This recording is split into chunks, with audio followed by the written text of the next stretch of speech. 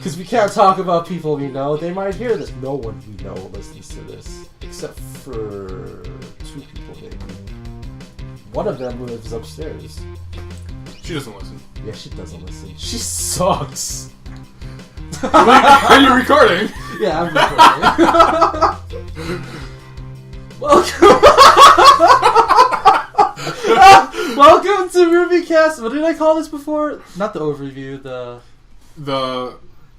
God damn it. Damn it. It's like, not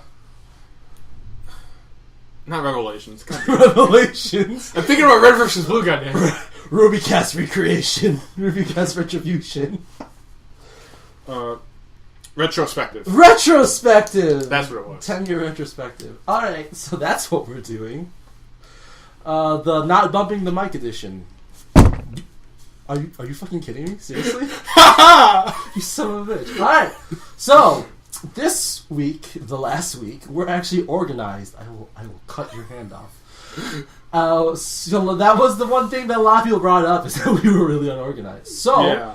We will be talking about all of RWBY in its whole entirety today. We will still probably be very disorganized. Probably. But we'll be talking about plots, the world, the character, art, music, theories, the fan base in general, our predictions for next season, and our overall our overall personal feelings about this whole show in general. Because it's more than a show for us, because what are you doing? Nothing, go on. It's just thought of something. Okay. Continue. It's for later on. It's like more than a show for us, because we started this podcast and we've met people, we've talked to people, we went to Texas, blah blah blah. So it's a little bit more than just a show for us. I'll say. You had your mouth open for like 2 minutes. I was like, just cut out all that dead air. 2 years of dead air. All right, so let's just start with the plot. All right, so RWBY's plot is actually very, very simple. It's the basic fight school plot. And if you don't know what fight school is, you need to listen to the past episodes, because I explained what it is. It's a very, very simple thing of, there is a school that trains young students on how to use a certain engine in the world, how to use their powers, and they leave school very strong, and usually they get recruited by the military. IS, Infinite Stratos is one. There's a bunch more I'm forgetting. I forget what it's called, but it's like something. It's TT, but it's like Tenge at the end of it. Tenge? It's like Tengen. I don't know. Toppen Gurn Login? No, not that. It Okay. was 2 words. 2 words. I don't know what it Both is. starts with T. But it's like these 2 people show up and they're like, "Dude, we're the best fighters ever," and they show up at this martial arts school, which is like supposedly the best martial arts school in the world. I think a bunch of martial arts animes and mangas, and I can't hit anything. It was canceled after the first season. Oh, fuck that! I didn't watch that. But I think the manga still continues. But it was like, they show up and they just get their ass beat because they're like the weakest people there. And then like by the end of the first season, they're like supposedly the strongest. I got nothing. Yeah, what? History Stronghold Disciple. No. It's not anything that's like I've seen in a while. But yeah, you understand the basic concept of fight school. Yeah. Usually fight schools are built on harems, but like, for all extensive purposes, RWBY's straight at the moment. Yeah, I guess. Through much of the dismay of all the fucking rice or the pink shippers. Or the Professor Port shippers. So, fight school is a pretty basic thing. It's not a cliche that's like, I won't say it's getting overused recently, especially with all the light novels I've been reading. I've been seeing Absolute Duo, fucking Asterisk. It's sort of like a cycle. Like, this thing was really popular. Let's all follow this example. And like a lot, like studies will be like, oh, we prefer, like if they take surveys and polls, it's like, oh, fight schools are on the rise. On the rise, yeah. At least they don't hit other cliches that I hate. Like, this first part is about anime cliches. Like, there's no childhood best friends. Thank God. There's nothing really. Well, actually, I want to bring up the theory of Pure and Jean knowing each other when they're. I hope that happens, but we'll save that for later. Honestly, RWBY doesn't hit that many anime cliches, except for the main character being like, full of gusto and I want to show everyone that I'm strong, but it doesn't fit into the three categories of like the guy who likes normal life and everything's normal life, or the guy that's an idiot and just wants to like prove his justice and bullshit like that. And I forget what the third one is. Like, the brooding asshole who's all just like, I don't want to make friends. Darkness is my friend. Bullshit. The whole anti-hero. Yeah. So at least it doesn't. RWBY does hit some anime cliches, but it doesn't hit many, and it doesn't hit the horrible ones. So I'm fine with that. The character interactions and plot, sometimes it felt weak.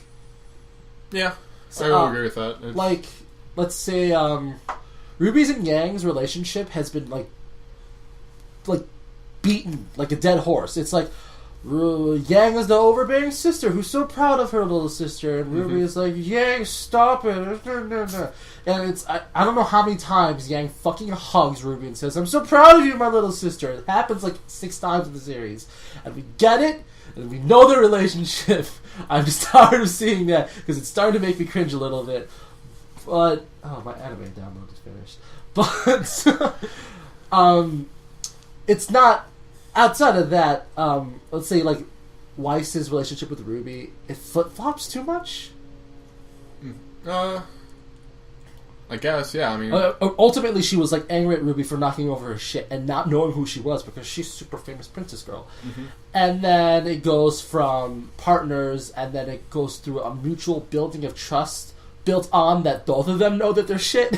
Like, it's like, okay, maybe I'm a little too much of a bitch, but you're too much of a show-off. Maybe if we stop doing that, we can work together. And then that immediately gets destroyed when RWBY's made team captain. And then it is immediately rebuilt after talking to Osmond and Port. Professor Port. Professor Port. And it flip-flops. So it's like, is Weiss mature? Or is she not mature? And then everyone likens to it, why is this tsundere? And then, she's not tsundere. Okay. We've already had this rant. I will get onto this when we talk about Weiss, but if your character flip-flops like that, it's hard for the audience to get a picture of what the character is. So sometimes that week, that was weak there, but like Weiss and Blake's relationship, it ultimately shows that like Weiss is actually matured and can see the world past her own small view. Yang is probably, honestly, one of the weakest characters in the show so far, because she's had no development. Outside of, like, being proud of RWBY. Yeah, I have not seen any development.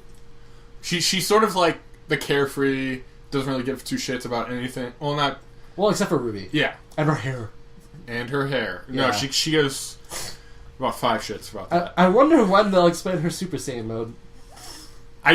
We don't know if that's a semblance or if that's aura, because we're not going to. Or it could just be Go Fury. I don't know. Yeah, it's so typical of women. I don't know. Yeah, it could just be pure mess. Like, we don't know. It hasn't been explained yet, but eventually it probably will. What else? The plot so far has been. It's not that it's been weak. It's just been super introductory. So there's not many things that have happened to advance the plot. Like, let's see, the team being formed. Cardin getting, like, bullying Jean. Like, these are the main arcs so far.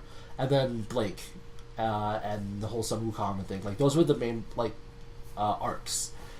And the team being formed, Jean, like, accepting his role as the leader, and then Blake and Weiss understanding each other. Like, that is what's come from the 3 main plots. And that's all just, like, really bare bones basic character interaction so far. Like, there really hasn't been that much of a struggle. But, I mean, it's not like that's a bad thing. It's season 1, it's very introductory. And not to mention, the fact that they call this volume 1, and I'm pretty sure Monty said, or maybe it was Shane, that said something about how season 1 was split into, maybe it was Miles, season 1 was split into 2 parts. One was this many episodes, the other is this many episodes, and then those 2 volumes equal season 1. But, like, Lindsay has been saying that volume 1 is season 1. I'm getting mixed signals from everyone. Yeah, I mean, yeah, like, a lot of people, I think I've said on the RWBYcast comments and the subreddits, that it's like, that basically these past 16 episodes is volume 1, but it's not season 1. Because that makes a lot of sense, because we left on not a very climactic thing. Like, it was a climactic fight, but it wasn't clearly climactic for the characters, at least not on main characters, because as we know, everybody said, Wukong and Penny totally stole the show, and these were characters that were literally introduced the previous episode, which is like 15 minutes beforehand, and then now they're like the climax. So I'm totally fine with that as long as season 2 or volume 2 completes season 1, because what we've ingested so far does not feel like a full season. And it might be just because it's short episodes, but I never left Red vs. Blue feeling like, man, they didn't conclude anything, or this climax is weird. We've always left Red vs. Blue, except maybe not the previous season. Yeah, you haven't seen the previous season. I just want to say, fucking cliffhanger. I'm sort of hoping like Volume 2 will complete Season 1, in which case I'm just going to start calling Volume 1 half a season. Yeah. And we're totally fine with that, because Monty has said, like, there's a lot of, with this type of series, the way they make it, there's a lot of time constraints, and if this is what their purpose was just to split the seasons in half, then I'm totally fine if that was planned out. It seems like it was planned out. I'm just getting really big signals from the cast.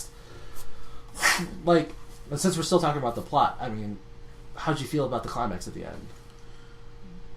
I was kind of disappointed. I mean, like, it wasn't, like, super... Like, what were you disappointed in? Like, physically, like, where we ended the plot, like, what was the final, like, the final struggle? Or were you disappointed in, like, the last fight? Or you just feel left unsatisfied? I was left unsatisfied. Like, I love the last fight, because Sun Wukong's staff. That's pretty fucking great. That was, like, awesome, and then Penny's whole floating swords, Pinocchio, blah, blah, blah. Anyway, I thought that all that was good, but, like, I even liked the part where Blake and Weiss made up. But after that, it's like, it doesn't really end on, like, something to keep you interested, I guess. It's like, it happened, and then I feel like there'd be another episode. Like, the way an ending usually should end, at least what I've seen, it should end in a kind of climactic high note, or it should end right after the climax, as it's kind of seeping down. Literally, the climax happened, and there was 2 minutes of dialogue, and then the credits roll. Yeah. I mean, there was a stinger which would kind of bring that back up. Yeah. It kind of did. But, like, it kind of ended on a low point. It definitely does not feel like the end of a season. Yeah, it does not. Well, I mean, since it is, like, half a season, and it's not a complete season. We're just going to confirm right now, at least in the way that we're talking, that these are done in half seasons. Yeah. Because this does feel like a half season, because of how it ended. Yeah. It makes you want more, but it doesn't make you want more like how a movie makes you want more. Like, I can't wait to happens with them next. It just makes you feel like, man, I'm sad that the next week's episode isn't coming out, because I don't feel fulfilled. Alright, so we're done talking about the plot. Are there any other major points you want to hit about the plot? Like, I like to... Jeez, I don't know what that smile is about, but you're probably... I will wait till my personal feelings. Alright, so, like... Everyone could probably guess it if you listened to the previous podcast.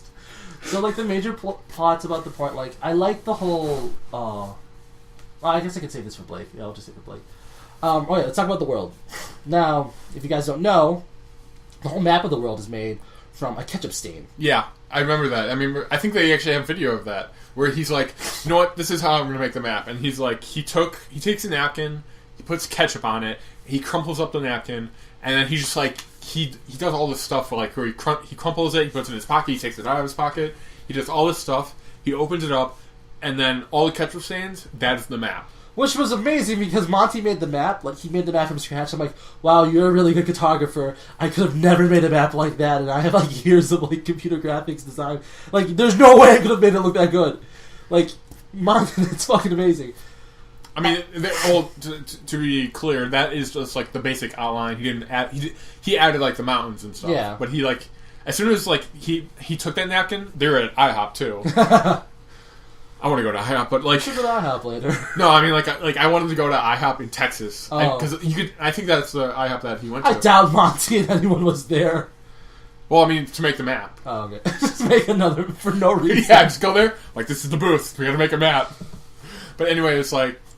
he literally just went to the office straight after that, and he started copying it into the computer. And I like his logic from there is that, we were talking about this before the podcast, like Monty's god of this world. Yeah. And like everything in this world is so ordered, so based on logic, and this is based on this, next to this, and everything fits together like a perfect puzzle. He wanted the world to be based off of chaos, because everything that he's made is order. So how he introduced chaos in the world was designing the map out of something that was random and unplanned.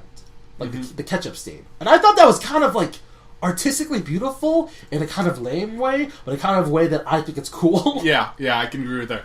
Like, an example of the order, like, I remember he's like, this is how he defined the world. It was like, if I can define geography, if I can define mountains, I can define a people. If I can define people, I can define what traditions they have. He's like, it's like all this stuff. That was actually really, really cool how he explained that. I'm not explaining it as well, but you don't start with the people, you start with the world, and yeah. You start with the geometry of the world where mountains are, and then you build societies from these geographic regions, and then those people have customs and like methods and everything, and then that's when you start building the people.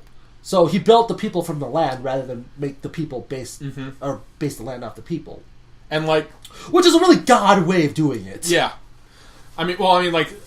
That follows basic human, concepts. It's like when people were first started traveling the world, they always settled near water. And if you look at the map, you'll see that the Four Kingdoms are all based near water, or like less than 2 miles out. So I'm assuming there's rivers and all that stuff. But that's something that's been used in real world too. And it's cool that Monty has a map with all of these places in this world, and eventually we'll see all those places. But it's a world that exists only in his mind, and I don't know why that seems cool to me right now. But it's a real functioning world, functioning people. It's like a glimpse into Monty's mind. Yeah, and I've been building a world for a year and a half now, and you suck. Monty's is so much better than mine. Eventually, my comic will come out. Eventually, no, but I mean, where's wrapping this? Whatever. But what I'm trying to say is Monty he's been continuously building this world for maybe 4 or 5 years. Yeah, before he worked at Rooster Teeth.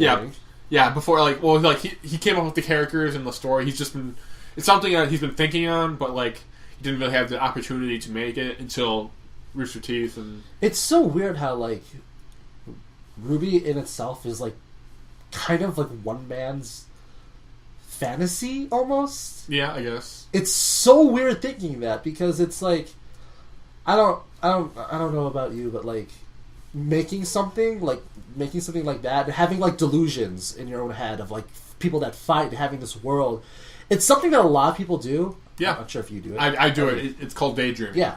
But it's you have characters in your head, and you have this lore in this world, and it's something you can almost not explain to other people. Because explaining one thing to someone makes you sound like a crazy person. And explaining everything so that it makes sense makes you sound like a crazy person. But Monty seems to be the only person in the world so far who's done exactly that. And he's cool because of it. When you make a comic or something, it's it's a lot of give and take. It's just this has to make sense because of this, and I take this way because it doesn't make sense to other people, even if I like it. But it almost, I'm not sure, but it almost feels like Monty made no compromises. And he's this is the world I see in my head. This is the world that everyone else will see. It's kind of cool. Let's talk about Beacon. Well, I just wanted to sort of make a prediction. What I want to see is a poster of the map. But with maybe the RWBY characters in the four corners. Dude, I don't know, maybe after season 3 or something, or some bullshit, volume 6, whatever. If they would release a map of the world with a bunch of dots saying parts of where the world are, that would be the coolest thing ever. I would buy 8 of those. I just thought of something about Achievement Hunter. One of the islands is Achievement City. That would be... Is it? No. That'd be cool. No, because one of the Easter eggs in the thing is Achievement. Achievement live from Achievement City. Yeah, and it's this... Everyone's a professional video gamer. Exactly. I thought that would be funny, but that's my hope, I guess. Not really. I don't really care about it. So, Beacon School, I feel like Beacon and Vale are probably two of the weakest like places in the whole entire world, because we get shown this magnificent school in like episode 1, and then parts of the school in episode 2. Then never again. Like, never do we ever get a shot of the school. Yeah. Or, like, we don't get to see more of the school. We get to see the dorms and classrooms and, like, the rooftop, and that's pretty much it. Well, I mean, I'm going to assume that there's going to be more with the festival, because I'm assuming that's going to have to take some place, and it'll probably take place at the school. Really? I thought this... I thought, like, the fighting and... Oh, okay. Because it is part of the Vale Festival. Yeah. Do they have, like, a name for the world? Like, Earth? Oh, no, I don't recall them saying anything like that so Okay, far. because I was wondering if they had, like, they probably do. Some special name. I should probably... When Monty does those really mini AMAs on his fucking Twitter, we should probably ask him that. Like, what's the name of the world? Mm-hmm. I don't think that really... spoils anything. Yeah, I mean, I don't think that spoils anything, but it will show, like... If he explained it, I think it would show more insight into the world. We should totally ask that when we go to RTX, and hopefully some stupid fat bitch won't stand in front of me and ask 3 questions that are all about the plot and not get any of them answered. I'm still angry about that.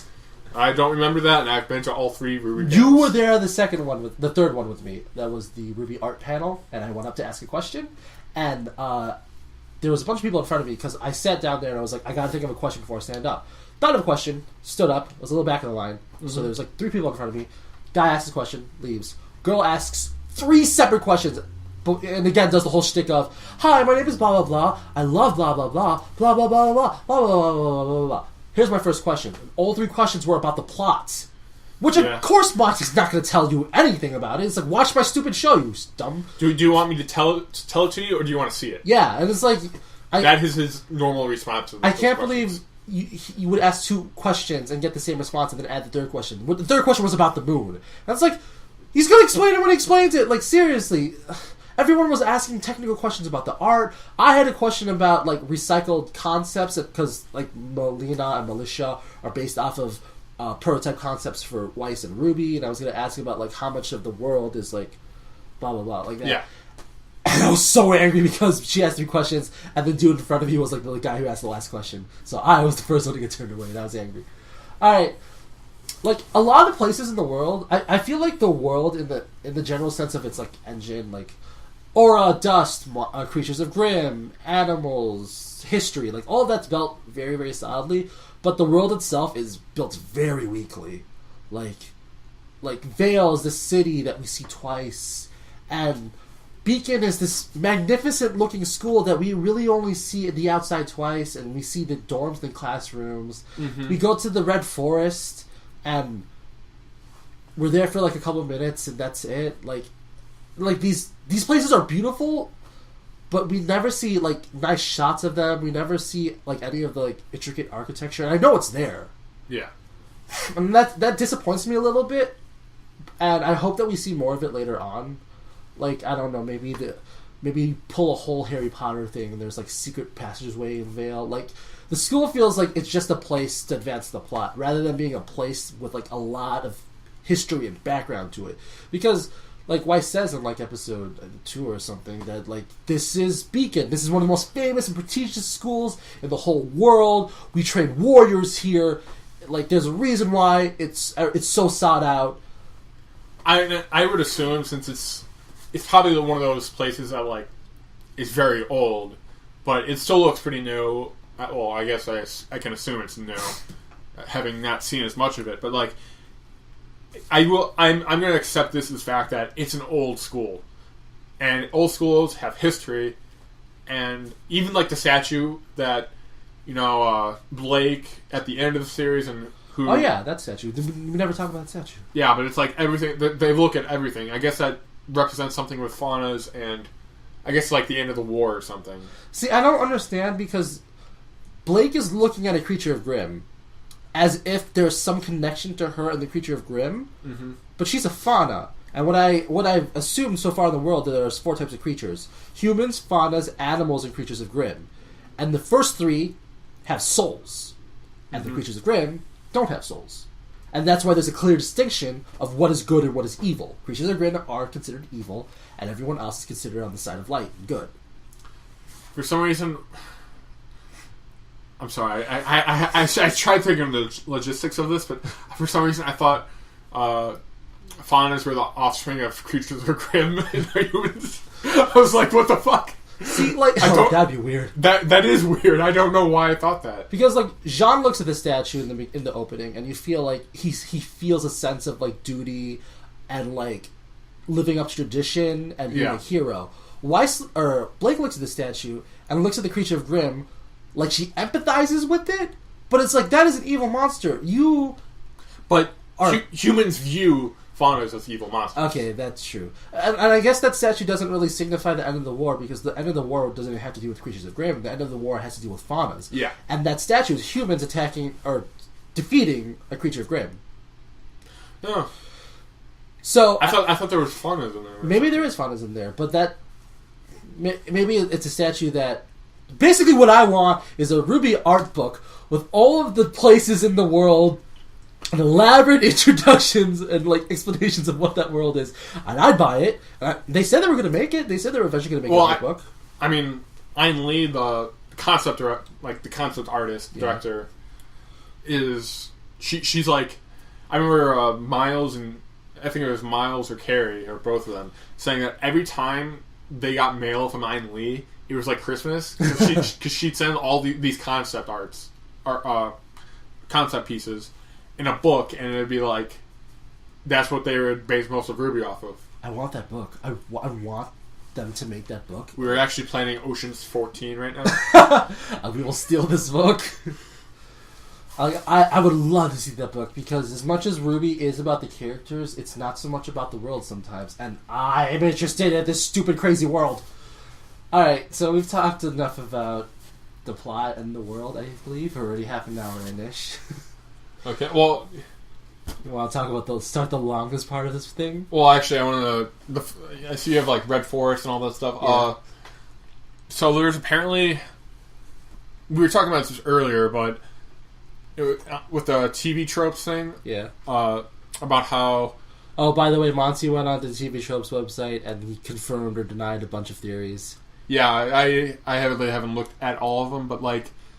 One thing, I'm not sure if you confirmed or denied this, but it was a whole... RWBY is like the four temperaments, like Weiss is cold, the water element, all this stuff. Yang is fire, Blake is earth, and RWBY is wind. Yeah. There's also 4 different forests. Well, 3 different forests that we know of, which is like... The snow forest. The snow forest is like... They all have specific names. Emerald Forest. Emerald Forest, and then Red Forest. Whatever the Red Forest is called. There is an official name, but we forgot. Yeah. And then there's a 4th forest that we don't know yet, but so far those 3 forests are symbols of, like, elements. Like, I think, and they're all connected to a different character. We still haven't seen, I think, the yellow forest or the gold forest or whatever it's called. See, but I feel like a lot of people draw parallels to, like, elements and stuff like that, but that's not always necessarily true. Yeah. Sometimes it's just happenstance. Like, there happens to be 4 forests, but they don't technically relate to the 4 characters. But yeah, it seems like they might. Well, yeah, I was thinking more like the 4 seasons and stuff. Like, maybe air is like spring or something. So, like, the red forest is definitely fall, and the white forest is definitely winter, and I assume the emerald forest is spring or summer. And then whatever's left is my favorite theory. That Yang was going to be named YOLO. Because YOLO, right? That's the dumbest, greatest thing I've ever read. I remember when I thought like, when we were talking, I don't know if I said this to you, but when, like, everyone was trying to figure out, like, after the Black trailer, like, who the Yang character was, there was a lot of theories of, like, oh, she was going to use a gun, because that thing on the side that I think is, like a handkerchief tied around her leg was a poster. Everyone had all these crazy theories. My theory was, like, I can't think of a name that starts with Y, so they're going to call her Yaggersall. I'm like, wow, that was the dumbest thing I've ever said.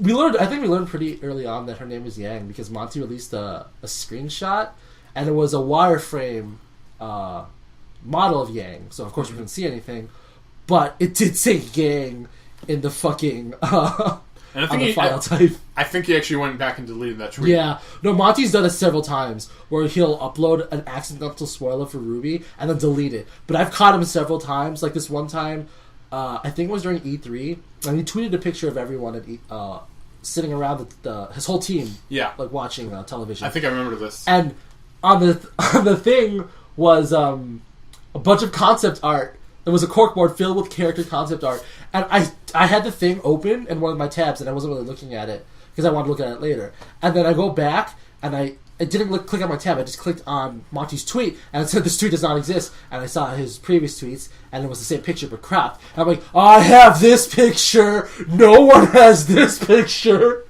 And I think what I saw was Melina, Militia, and Torchwick. Yeah, I remember. I think you showed me that picture, and I think I saw Melina and other person. Militia, that's right. I really hope that those characters don't get delegated to side roles, just like, because like Monty said, like, the trailers quite often don't have that much depth as they are. Like, he picked Adam at random for Blake's trailer. And I honestly feel like Junior is just a whatever character. But Melina, Militia, to me... They have a fighting style. Not to anyone else. I think they're like some of the best antagonists ever because they're Jeet Kune Do Valley Girls. That's so stupidly cool to me. I don't know why, but it's like you don't often see a character that can kick ass that's a Valley Girl because they're usually delegated to idiots. And it's like they gave them this weird personality that I love. And they're twins. And I really hope, especially because they're based off of prototypes of other characters, and they're in a trailer just to get their asses kicked. They don't even have transformative weapons, which is like a staple of the series. I hope they aren't delegated to just being side characters because I want them to be main characters at some point of the story. I don't think they're going to be super main. I hope that they're at least like. I think they'll be like bodyguards of Junior. Or I hope that because I'm pretty sure it's that the Yang Trail exists in the future. Yeah. I hope that maybe we'll see them in the school-wide tournament thing. Maybe from their transfers from different schools, because it's not just one school that's visiting. Yeah, it's all 4 kingdoms that are coming. 4 kingdoms. So I hope that maybe they'll be there. Maybe there'll be a world that doesn't rely on super sophisticated gun weapons. They like traditional weapons that don't and just practice martial arts, because it seems that they're the only people that really practice martial arts outside of like random Yang. They're the only ones that fight with their fists. But I hope so badly they're not delegated to side characters because they had so much weird personality. That is like an interesting thing where like a different kingdom is more traditional, whereas Vale may be more advanced in technology, or maybe there's another school that's even more advanced in technology, like Penny's from. So something like that, and I'm guessing like I really haven't seen just a gun. I don't remember seeing gun. No, there's no gun. We're starting to talk about possible. What do they call them? We're talking about predictions now. Oh, okay. We should really just go back. See, we're horrible at this. Okay, yeah. Let's talk about characters now. Yeah, we'll get back to that, I guess. First character, RWBY. RWBY's introduction in the Red trailer was almost misleading, just like Weiss's. Yeah. But because she was this kick-ass character who just went in and showed everything. And there was a little depth to her character because it starts out with her looking at a grave. Yeah. And that shit-eating smirk that she gives right before she pulls the trigger and cuts off the first Beowulf's chest is so great. And she turned out to be a very childish and honest type of character who just wants to be accepted by people, as we were not given that impression at all. Yeah. Which pretty much gives you the idea that these trailers are a little bullshit. I like her character. I think she's actually a strong character. As a main character, I like her because she's not Mary Sue-ish, because she has the weaknesses of not being able to talk to people. She doesn't believe in herself. She's been taken from her normal place with all her friends and dropped into this place. Well, she shows the place, but she's in this place. She doesn't know anyone except for Yang. She's the youngest there. Yeah. She's got a lot of negatives on her side. And I'm not saying she's a super strong character that pushes through. But I hope to see more of the depth of her character in the next season. It's been pretty interesting so far, but I feel like it hasn't we haven't really hit that depth yet. Crescent Rose, pretty fucking great weapon. Yeah, stupid transformative gun scythe sniper. Yeah, and that was like the first. That was the first transformative weapon. Yeah, or pretty much weapon at all that we've seen, and it was like, this is so cool. And now that like we've finished this half season, volume 1, it's Sung Wukong's staff is awesome. At the end of season 10 of Red vs. Blue last year, when we saw the RWBY trailer, because it was attached to the end of the last episode, and a bunch of people didn't watch. I lost my shit so hard. I was screaming. He was literally on the toilet, taking a shit. I was throwing stuff. I was like, Matsuo made an anime? What is this? It was like the most, because it was such a teaser. It was such a, you know nothing except this girl has this stupid gun sight thing and wolves attack her. It was such the perfect hype trailer. I was sold. I was immediately sold. I saw that thing. I saw this thing, and I saw these wolves, and I was like, this is really cool. And then she just pulls out the gun, and I'm like, losing my shit. 2 seconds later, it transforms into the scythe. I'm like, I'm done, I'm sold. Whatever this is, I love it. And I remember seeing the little postcards of RWBY, and it was the silhouette of her and her scythe, and like some fucking rose petals flying away. And it was handed at a con before season 10's end, and it just said RWBY. And everyone was like, what the fuck is this thing? I don't remember this at all. I think it was on the Rooster Teeth subreddit. And some people are like, Rooster Teeth was having this out. Like, no one knew anything about it. Like, they kept that perfectly under wraps. And then it just fucking came out, and I made the connection. I'm like, oh my god. And I was sold! And it was great! And RWBY, I think, was probably the best. Of course, you would go in order. But of the 4 trailers, RWBY's was the hypest. Like, it totally just... It was like, you knew nothing, and you wanted more. Mm-hmm. Also, I just want to point out that I think Monty made the trailer in 2 weeks. Yeah, because it's all fight scenes. Well, yeah, but it's like the thing happened where it was like he finished episode 22 of he finished the last episode of season 10. Yeah, and then he's like he got green light to start working on it. As soon as it was done, he got a green light and he just started making it. And then 2 weeks later, he had the trailer. See, the thing about this is I think that he was trying to explain this to Bernie, and Bernie was like, I don't understand this. And then he just shows him the trailer that we all saw, and Bernie's like, okay, I'm down with this, and he greenlit it really quick. And it's weird that this thing did not exist a year ago. Monty got more staff, he got concept artists, he got all this stuff that happened, and it literally happened in a year's span. And it's almost unbelievable to think that he created this whole entire thing in a year, even though it's an hour and something worth of content. But he made all these characters, and he pulled all these people in together, even though most of them were contract-based people. And he built this. At this point, I don't think it's much of a stretch to say that RWBY overtook Red vs. Blue this season with the amount of hype and the amount of people that were just rushing to it, especially because they pushed it much more than they did Red vs. Blue. I mean, look how many shirts came out for Red vs. Blue this year. It was 2. Look how many RWBY stuff came out. It was infinity. Well, yeah, I guess it, but when compared to how much is already out. Yeah, I mean, Red vs. Blue has a fan base. I'm going to be perfectly honest. I actually enjoy Red vs. Blue more than RWBY. I haven't watched it yet, and I will get back to you on that. But it's it feels like they would have special pre-RWBY talk to the team podcast. They put it on Crunchyroll. They advertise the shit out of this thing. They push it so hard. And you got people that already were on board with Rooster Teeth. You got people that already watched Red vs. Blue. You pulled in the anime crowd. They hyped it up. They grabbed everything. I think they did it basically. We are not talking about RWBY. Yeah, I know. We're disorganized. Continue though. They pulled everything, and to me, it's I cannot imagine anyone doing that. I cannot imagine someone going from I have a loose concept to here is a full show, here is this immersive world, here are these ridiculous characters, here are these voice actors I pulled from the community and from our own company, and He did it in a year. Like, that's insane that someone just did it in a year. Yeah. Like, he didn't have anything.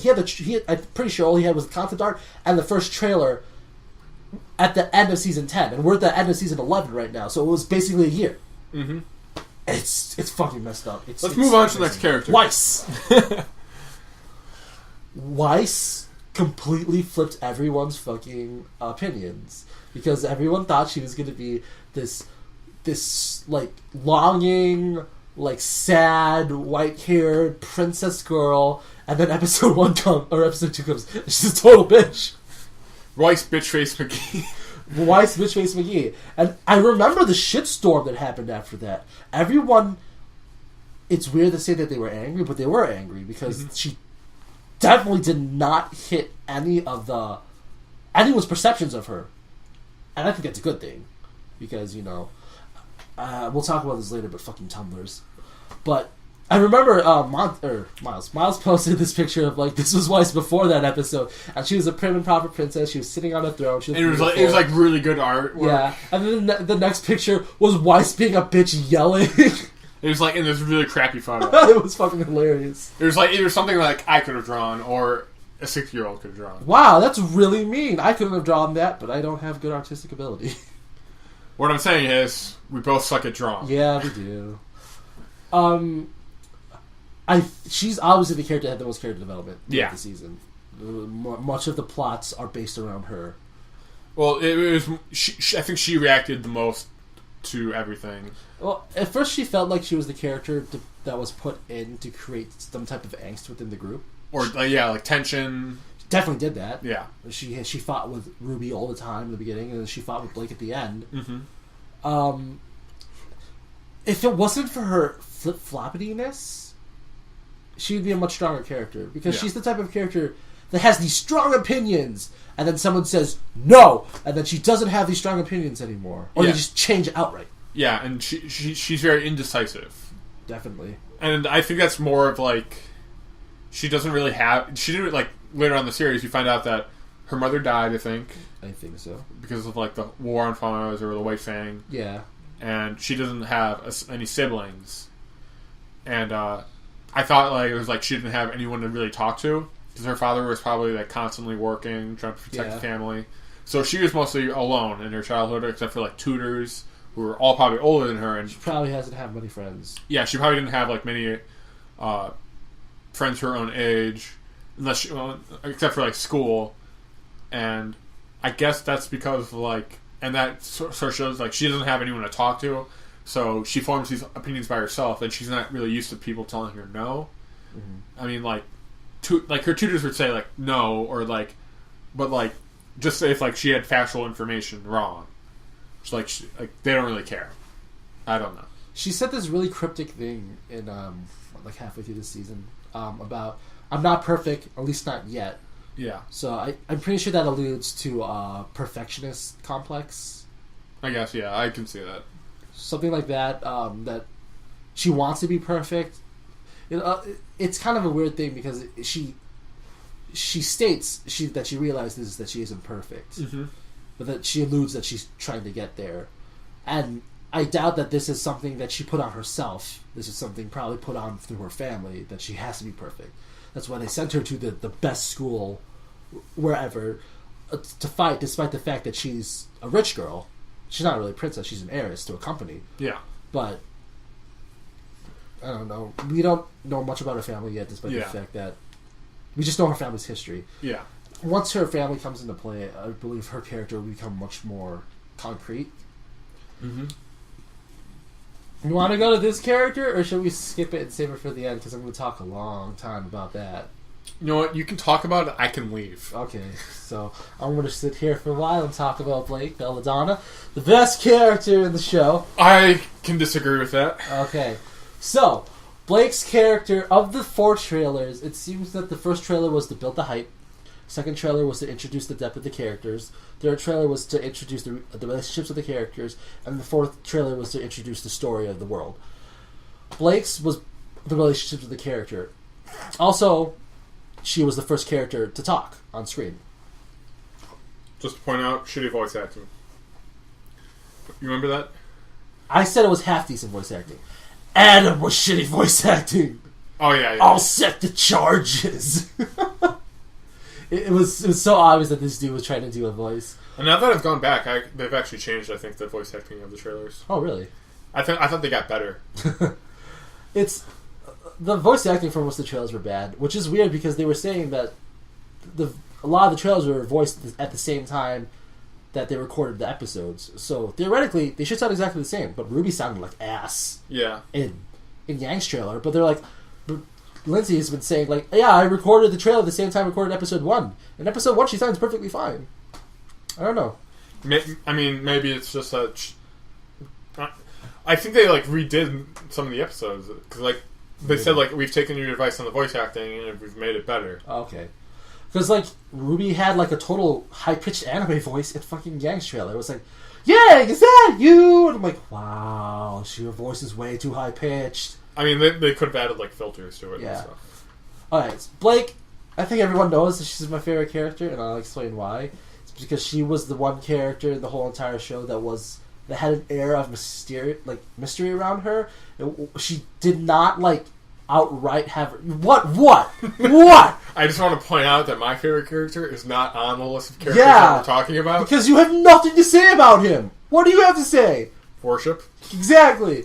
She was mysterious. She was the character that didn't talk a lot. She had a book. Like, you already knew that she had some type of like like some type of conflict with other people, that she was doing wrong, that she had this whole background that they did not allude to until like episode 14. Like, yeah, of course they would talk about Fauna and everyone else would be like, but everyone else had this. Everyone like Yang and Ruby both had the same opinions about Fauna. It's like, don't bully them. They're the same as the rest of us. And you know, Blake was there with them, which is why you couldn't solidify the whole Blake is a Fauna theory because she didn't act any differently than the other characters. Mm-hmm. I like that she wasn't super outright. I like that she's kind of like the least emotional person on the team because everyone's very emotional. It's nice to have that pillar of like rationality on the team. Mm-hmm. She dual wields. If you guys know a thing about me, you know that I love dual wielding. Not to mention she holds one in a reverse grip, which is the sickest shit. Ice pick. What? Ice pick grip. Yeah, it's so good. Not to mention weapon wise. Not counting any other weapon, just counting the main 4. The Gamble Shroud is my favorite one because it's so fucking simple. It is a one-handed cleaver until you pull out the sheath, and then it becomes a dual-wielding katana and a cleaver, and then you can fold the katana. Oh, the gun. There's a gun also attached to the hilt of the sword, and then you can also fold the katana down to make a scythe and attach it to a ribbon and throw it around. Pull the ribbon, shoots the gun. And the fucking scythe bounces around everywhere. And it's a basic multi-form weapon, meaning that she can use it in like different situations. Unlike Ruby's scythe, which is either a scythe or a gun. Or a scythe that also shoots bullets at the same time. Yeah. It's like, she has options. And I'm like, oh, it's awesome! She's got options! She's got multi-forms! It's cool! She had my favorite design right off the bat. Like, I like that bow. I thought it was kind of weird how she rolled, like, she had, like, a half petticoat on and stockings. Like, whatever. I like her design. I like her cat eyes and her hair. Like, I feel like Yang's hair is too much sometimes, especially when it wigs out in the wind. And then how it's treated as a solid object. I instantly fell in love with her character. It was my favorite one. Next, Yang. Yang's fucking great. Yeah. Yang's so aggressive. Right off the bat. First thing we see her do, she's riding a motorcycle. Monty's like, why did I give her a motorcycle? Because she wants to ride a motorcycle. Like, it was just a fact of the world. Yang's gonna ride one. I feel like that is a decision that was handled in the real world where it's like, where Barbara just was like, I want to ride a motorcycle. How can we make Yang cooler? I know a motorcycle. It's like, you never see that motorcycle throughout the whole entire series outside of the opening. Whatever. She's proven to be cool. She walks into a dance club with that cool sun thing. I remember I was analyzing the trailers like last year. Mm-hmm. I was watching one at a break at my work, and I was watching the Yang trailer over and over again. And my boss comes up to me. He's like, "What are you looking at?" And she's like this large black woman. And I'm like, oh, nothing, I'm just watching this animation thing. And you see that shot of Yang when she gets off her motorcycle, and it kind of pans at her legs and like kind of at her ass. And she's like, ooh, Brian, you nasty. And I'm like, nah, it's cool because no. And I had literally no like defense because like it's not like that, but it kind of is. Yang's the only character that has like a boob toggle on her model so that you can move her boobs. She to put it more simple, she's the only one that has sex appeal. Yeah, pretty much. Like, I've looked. Yang's the only character that kind of jiggles. Yeah. I mean, Paris kind of has sex appeal, too. Yeah. But let's go on to that later. Ember Shroud? Ember Shroud. Ember Cecilia? Her fucking shot gauntlets were, like, this dumbest, coolest thing ever. They make the least amount of sense. Because they're, like, a total wristlet, and then they definitely grow. Like, yeah, they do grow. There's no way. I remember that as a technical standpoint that Monty said that in the trailer, what like Yang's fist would grow about 25% when she punches people. Yeah.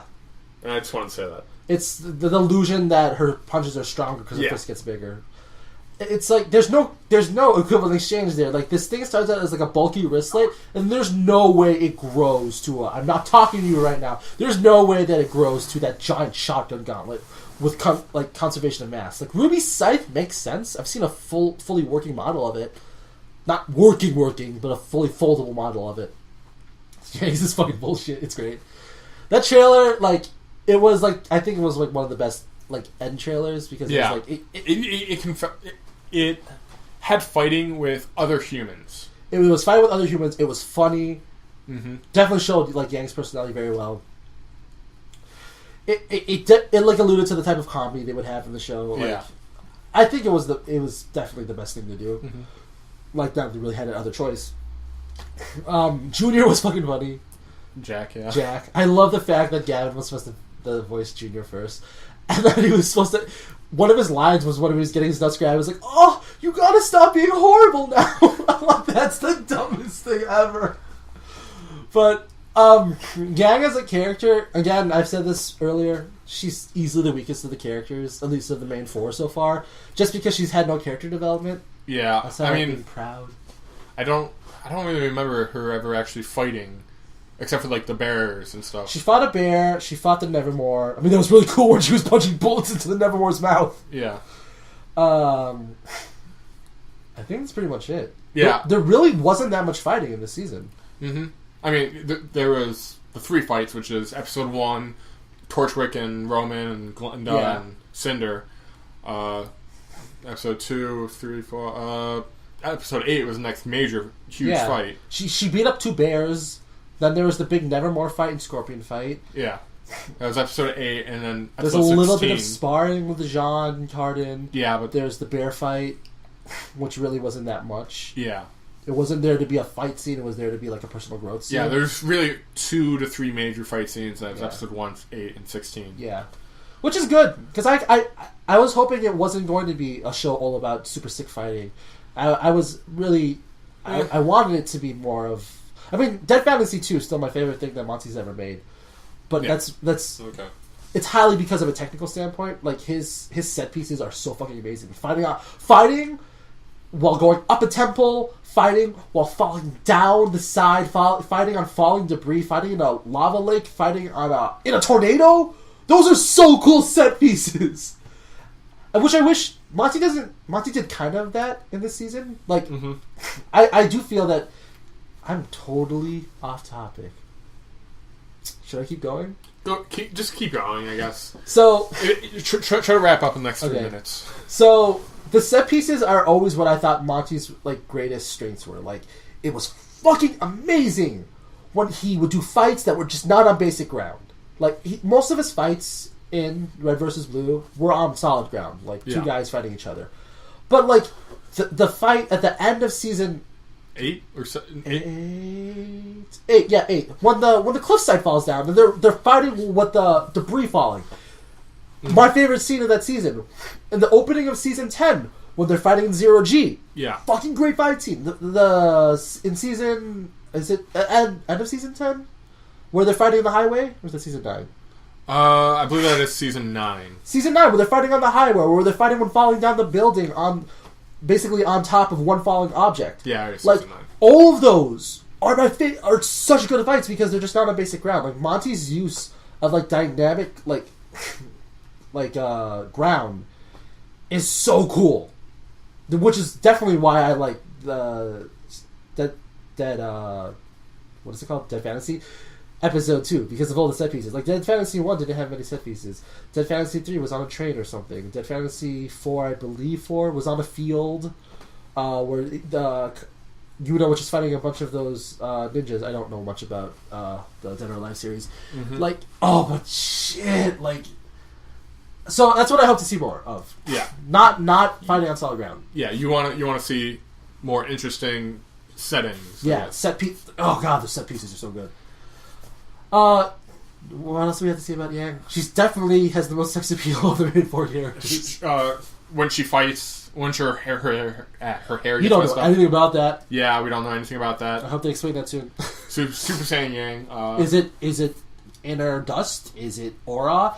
Is it a semblance? Is semblance still a thing? We don't know. Oh, did you hear that Monty did confirm the fact that Ruby and Yang are blood sisters? What? So they just have a different... They just have different long names, but they haven't... He hasn't explained that, so... They have different mothers, then? Because I that's what I thought. The same father. That's what I thought. Okay, so yeah, that's cool. So, okay, it's less one what if... I don't know what people thought they were stepsisters. I always thought... Or that they were... One of them was adopted. I always felt like they were stepsisters. Mm-hmm. Alright, let's go with protagonist number 2, Jean. Motherfucking Jean. Okay, we're not going to go to Alpha Jean because that doesn't exist, really. Let's just talk about Jean as his real character. He is someone who a lot of pretty much everyone assumed that he was going to be like crouching moron, hidden badass. Crouching moron, hidden... I never heard that term. And it was like, he was someone who was like... He was like... He was assumed very weak, but like he would have some special power, like the aura. Yeah. And that's like, he is a very strong aura person. But he doesn't know how to use it. Yeah, he can't use it. It was also assumed that he was going to be a strategist, which was actually confirmed, and that's like why he's team leader, is because he is like the strategy one. He's the one who told everyone what to do when they were fighting the Scorpion, and it was just like. He was so in control at that moment. Like, he was totally focused. He's like, I don't even know. He was just a super... He was giving orders. Yeah, he was giving orders, and he was like... Everyone knew what to do. He was like a natural leader, almost. Yeah, definitely. He's very unsure of himself, but he was a natural leader. I do like the fact that... Like, the difference between Ruby and Jean is that Jean is definitely the strategist, while Ruby is definitely a fighter. Mm-hmm. Even almost opposite of Jean, as Ruby is the type of person that fights on her own. Yeah. And Jean is someone who fights together and does better with other people. I like his growth. Mm-hmm. He definitely has the best growth of the series so far. He went from a guy with false confidence, not even no confidence, was false confidence, to a guy who eventually grew to have real confidence. Well, I mean that is something that actually happened in the world. It's like, it's basically, if you're not confident, what you do is that you walk with confidence and you act confident and you fake it till you make it. Yeah, fake it till you make it. That's what it basically is. But that's not even what happened with him. He had false confidence, then lost the false confidence, and then got real confidence. Okay, yeah. I also want to... Did they ever say who he took his how he got in, like, who he took his transcripts No, from? he just said he got his hands on... Okay. Some stuff. Because for me, I'm assuming that this is possible a plot device. I don't think like they would. I thought he took someone else's like transcript. Oh, so like he took someone's spot in the school, basically. Yeah, basically. So he's gonna have some enemies after him. Yeah, that's what I'm thinking right now. Oh, that would be that'd be actually a pretty cool plot point to pick up. Like maybe not an enemy because they probably don't know, but like if they knew, they could have taken it up with like the school or something. And I feel like they're gonna meet that person if this person does exist. They're gonna meet that person at a later point, and it's that's Penny. It's Sun Wukong. It's actually kind of sad that we won't see Penny and Sun Wukong probably after the end of season Volume 1 or Volume 2, because they're parts of different schools, so they eventually have to go away.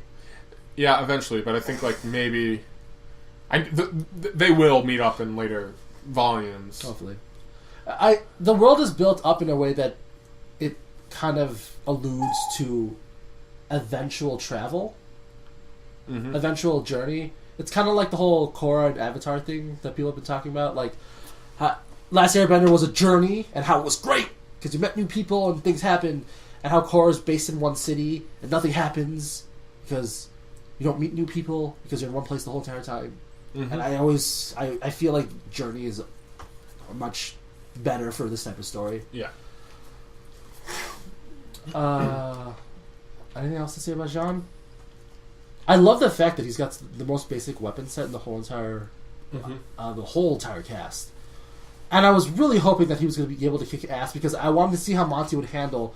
Because the way Monty fights is it's always strong and fast, and the weapons they have are built for strong and fast type of things. But I want to see how someone who just has a sword and shield, how Monty would take that. I'm trying to think, like, Jean sort of reminds me of York from Red vs. Blue. Yeah. He's sort of like the humorous character who isn't the best fighter, but who is like very good like with technical things. Well, York eventually became a Jackie Chan, where his fights would be comedic. Like when he fights Wyoming in the locker room. That was pretty funny. He was using the objects around him. Yeah. I would love to see a fight like that with John. I definitely think that would play really well to his character. So yeah, there's really not a lot to talk about with John. We like him. He's cool. He's cool. Alpha Jean, of course. I don't even know. Like the thing about Alpha Jean is like, I didn't know if he's part of like, is he part of like the parody or whatever thing? I didn't watch the abridged series yet. I said I'd watch it when we're done with RWBY. I'll watch it soon. I haven't seen that either, but like I just saw something who's like, blue eyes, blonde hair, master race. Master race. Like, we're talking about this fucking image someone uploaded on Reddit about like Jean being the biggest badass ever. It's some type of meme where they just talk about how something's great. Yeah. Pyrrha. Pyrrha? Okay. I don't like shit. I love Pyrrha! Pyrrha is such a weirdly good character to me, but she's a little Mary Sue-ish. Yeah. I like her too. She was like maybe I don't really know how to explain it. It's just like I like her. She's nice. She's like the perfect person. Again, Mary Sue. Yeah. But she's not like a Mary Sue that you dislike because she doesn't show off. And Jean didn't fall in love with her. Jean was all about Weiss. Yeah, in the beginning. odd. Because Pyrrha's like, Jean fucking touched me. And John's like, yeah, okay, whatever. Now Weiss, it's like, Jean, this girl's literally melting in front of you. Why aren't you taking, like, advantage of this? He's trying to go for the threesome. Like, she's a little too perfect, but oddly that doesn't subtract from her character. Usually it definitely subtracts from people's character. I love her weapon because she's a multi-form weapon. It's a gun, it's a sword, and it's a shot spear, and she's got a fucking Captain America slicing shield. Yeah, it's a Greek shield. It's everything Jean has, but better. I wish we saw more of her fights, but she only fought once. Yeah. Now let's talk about her semblance bullshit thing. I think we've talked about this a lot. Yeah, we have. Let's keep this brief because we're already kind of long and. We're like an hour in. Yeah. I might split this into two. Okay. That fucking telekinetic mind metal power bullshit. It's great. Why is she keeping it a secret? The fact that she keeps it a secret alludes more to it being Deus Ex Machina. Yeah, I mean, like, this is something that she says that everyone has. Yeah. So, she either thinks that everyone has it, or everyone doesn't have it. Well, I mean, again, we don't know if semblance is a noun that exists in our world, like how semblance basically means like a power, or semblance is a specific noun like dust and aura that exists in their world. We don't know that yet because they haven't talked about this at all. But man, if she starts fighting using her stupid magnetic powers, it'll actually be a really cool fight. It will be, but she'll be like Penny. Mm-hmm. I sort of want them to explain it. I really want them to explain that. I think we should maybe start going a little faster. You know what much to say about Pyrrha. Pyrrha's cool. We really hope that I'm totally shipping Pyrrha and Jean. Yeah. It's the proper ship. I hope to see her use her powers more in the future, and I hope to see her fight more because she's definitely got one of the coolest fighting styles. Nora, everyone's favorite character, because she's the funniest. And I mean, what else to say about her? She's a fucking great character. She's the Caboose, but less stupid. Yeah, she essentially is Caboose. Boop. Boop. God damn it. Did you see someone who cosplayed as... Yeah, I saw it. Who cosplayed as... Monty. Boop Monty, yeah. She has a fucking grenade launcher with hearts on it. Oh my god, it's such a cool weapon. It's a grenade launcher with fucking grenades that have hearts on the shells. Killing them with happiness, love. Killing them with love. And then it turns into a giant, stupid, awesome hammer. Yeah. That also can shoot the grenade love. Yeah. And she's got launchers. It's so fucking good. And that fucking... the salute thing she does whenever she flies is the greatest thing ever. Yeah, it's... That was just, like, funny. It was...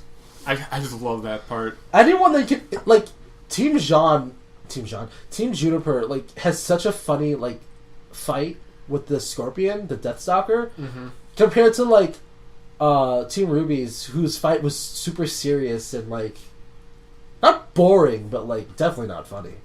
The funniest thing that happened in their fight was Yang punching bullets into the Nevermore. Let's see. Not much to say about Nora. I hope she hooks up with Ren. Yeah. Next character is Ren.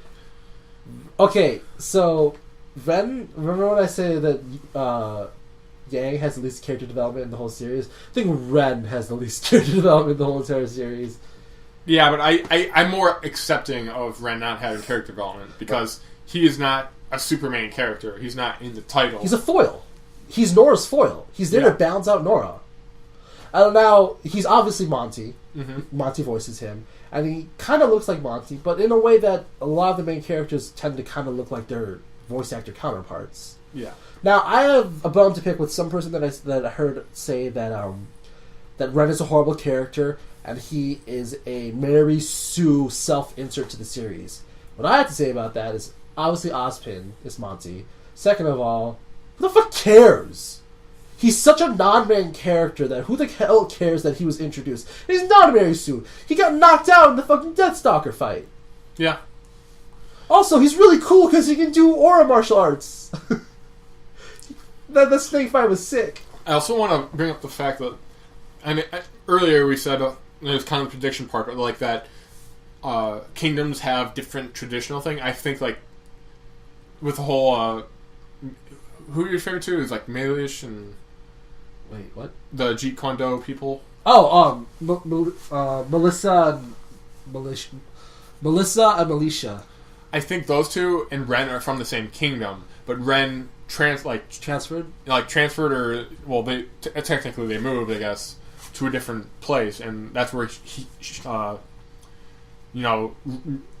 Ren met Nora, and that's where like they grew up together. But also might explain why Ren is like has the worst weapon in the whole entire series. Yeah, those like fucking machine gun pistols, like sights, like fighting against that fucking snake was bullshit. Because Ren he lost his weapons and then proceeded to kick ass. Like those weapons are ass. Yeah, I mean the machine pistols, they have I think the highest clip of any weapon in the series, but they do the least damage. They're more designed to chip away at the opponent, whereas Ruby's Crescent Rose, the sniper bullets can like take out bear wolves with like one hit. Yeah. There's Weiss. She doesn't really have a bullet. She has dust, but that's different. She's got like that white slash thing she can do. Yeah. And then Blake also, her actual gun isn't as strong, but it's more of, I think, like, it's more multi-form. It's more for the scythe form than it is for the shooting. And then Yang is overly powerful. We don't need to talk about that. Yeah. But yeah, basically, Ren's weapons are to present, like, here's a character who does not rely on long range as much as, like, other characters, except for Yang. But I hope that Ren, at some point, has a big fight scene where he loses his weapons and just proceeds to kick ass with martial arts. That's what the tournament's going to be all about. Okay, so Cardin, how did you feel about him as a villain? When I first saw him, I wasn't really expecting him as a villain. He was someone like who you saw at the launching ceremony, along with his other teammates, who you don't actually ever hear speak. Oh, one of them, where they say, it's a big Ursa. Yeah, it's a big Ursa, and that's it. And it was like, but like he doesn't have a symbol. That's how he's not a main character. Yeah, I mean, he was someone who, when I saw him, I was like, I thought, like with the whole, I said this earlier in one of the RWBYcasts, that basically when Osman was talking, he was like, some of you will not pass, some of you might die, or something like that. Yeah. I thought him and like those other people were all gonna, like his team was basically going to die, and that's what it was like going to be like sort of a wake up call, and like that would be used as for character development with some of the other characters. That definitely didn't happen. That did not happen. So, do you think that Cardin now doesn't exist in that world? Like he served his purpose. We're really not going to see from him ever again. I still think he's going to show up as like to save Jean at some point as like payback. I hope that happens. I hope that Cardin and Jean develop a friendship through mutual respect, and then we get to see what Cardin's stupid mace does. It's gotta turn into a gun. It's gotta. Yeah, I mean, I think it would be like it kind of it's a mace, but it kind of like there's a missing middle piece. I think that's gonna be like there's gonna be like a fire torch kind of thing going on with that. The thing I hate about a lot of like shows, in anime and manga, is the use of like introducing characters only to throw them away. And I tend to like give a lot more credit to shows that or manga basically. I read more manga than I watch anime that don't throw away their characters. Like Naruto, Bleach, and One Piece have so many characters that they have to throw away the characters because you can't focus on these characters all the time. Yeah. But something like a manga that I read that I really love, but Beelzebub. Beelzebub has characters that were introduced in like the first book that are still main characters in like book 23. So I really hope they don't throw away Cardin because they built up this character, they gave him a personality, they gave him a voice actor, and it's obvious that he respects Jean now. He was even smiling when after like Jean helped him up, and he wasn't like angry after Jean like poked him in the chest, like stay away from my team. Mm-hmm. So they have something there, and I hope that they just don't throw it away. Ozpin. Oh, God, I'm getting tired. This was someone who was supposed to originally be voiced by Monty. Yeah. Because he is like the all-knowing person in this world. He was supposed to be like the church. The church? Church. Oh, yeah, church. Yeah. Not a church. I was like, the Vatican? What? No, but, yeah, he was basically someone who was like, yeah, he's all-knowing, he loves coffee. He's always drinking coffee. What the fuck is up with that? I remember I saw a comic. It was like the reason why in episode 3 when he's giving that speech is because he's not holding a cup of coffee, and it's like that's why he's so. Oh, down. That's why he's so angry and like. It was a comment on. It was a comic on DeviantArt. I don't know who it was by. If someone like, do you know those comics that like it's like 31, like comic 31, and it was like comic 28. I know Monty linked to it. Yeah, I've seen those. Oh, I think it was. I think it was like one of the latest ones for that. What have you seen this image of Ozpin where he's looking with his coffee cup and everyone's like flying out, but there's like 20 times the amount of people that got launched. This is a shit ton of kids flying, and he's just like, yeah, with his coffee cup in his mouth. It was fucking good. I'm not surprised, but it's like we haven't seen his fight style. Oh my god, it's gonna be so. That cane has to be some type of transformative gun. It also, it kind of makes me feel that the whole theory about actually I guess not Cinder, but maybe Torchwick was. Yeah, there's a lot of people that theorize that Torchwick somehow knows Ozpin. Yeah, because I mean they both use canes. I'm guessing that Ozpin would probably use like a chain cane, like a chainsaw. Oh yeah, your chainsword canes. If you've ever played like Warhammer 40k, I'm not sure. I actually haven't played that. I only played the Xbox version. Don't play the PC or the actual board version of it. But they have like chain swords, and I was like, I like that's what I thought his thing was going to be. So do you think that Glinda and Osmond were originally on a team in Beacon? I think they're actually partners. Okay.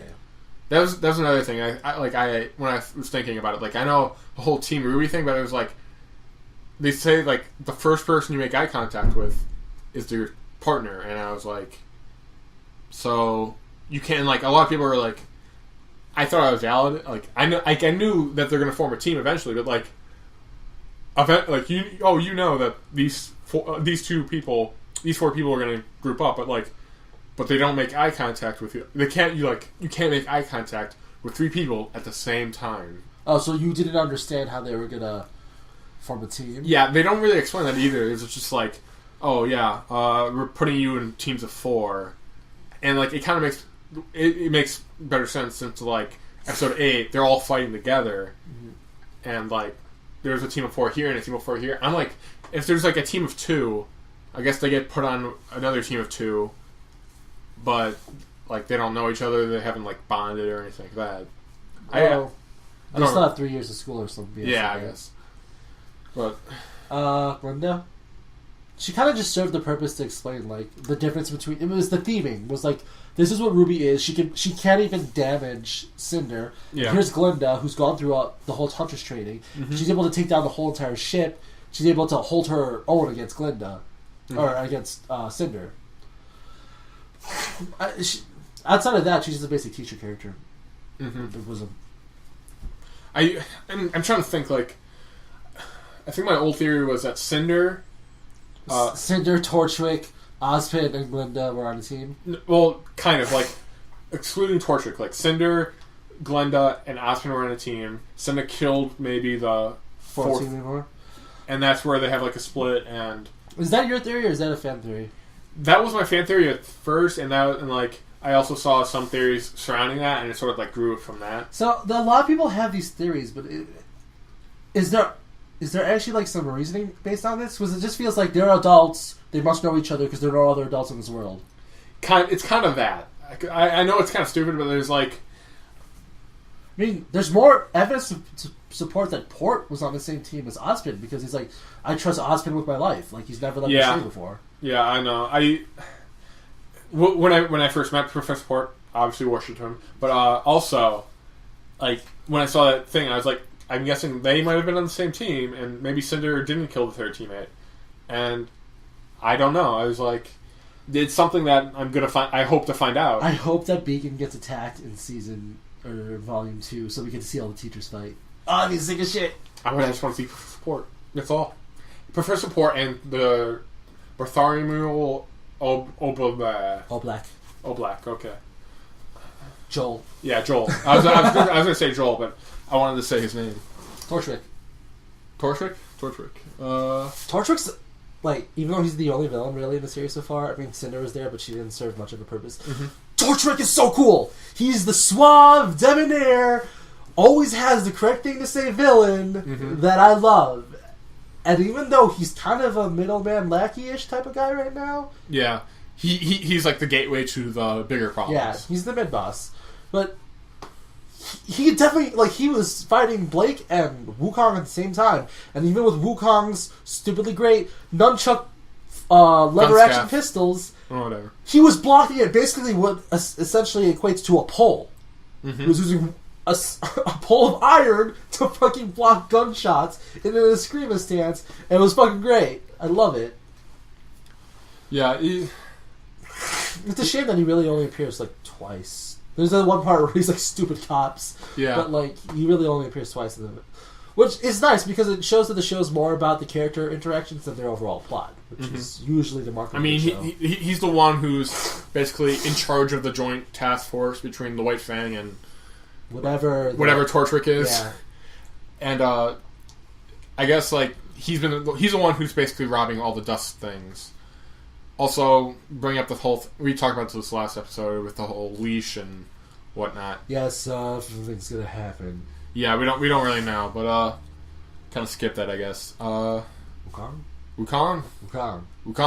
He is definitely my favorite male character. It did not take much to trounce John.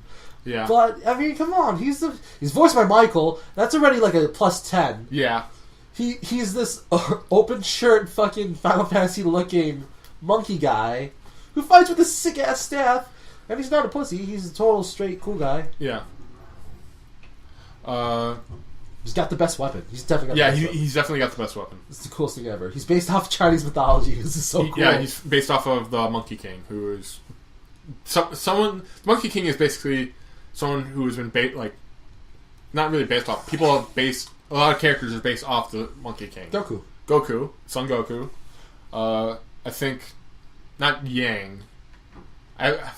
Not Yang. Aang. I was gonna from the Last Airbender. Last Airbender. For some reason, I was no, not him. I forget. But there's like a bunch of characters who are based off of him. Yeah. I just can't think of any. I'm sure there's more. But yeah, Wukong's great. I hope to see him a lot more in Volume 2. I hope he doesn't go away after Volume 2. Yeah. Penny is cute, quirky robot girl. Who's based off Pinocchio. Yeah. Which is confirmed at this point. Yeah. It's pretty much, yeah. The fact that her swords are attached by strings. Yeah, the whole marionette thing. I mean, there's not much to say about her. She totally steals the show at the end. Yeah, I'm combat ready. And then she fucking has a whole energy beam. God, already she's broken because she's got flying blades connected to what essentially is piano wire. So I'm sure the strings itself could damage people. Yeah, it's like a garrote wire. And then she's got the fucking double-fisted Hadouken laser, which is stupidly broken. Yeah. Shooting down ships. It's like, I remember Weiss was trying to investigate people, and it was like for the tournament, and like they met Penny, and it was like, and then later on it's like, you're fucked. Like, you're not a fighter, you're just a kid. Yeah. Fucking, oh, man, it's a good thing Weiss didn't see that fighter. She would have been like, oh, I got to drop out of the tournament now. Yeah.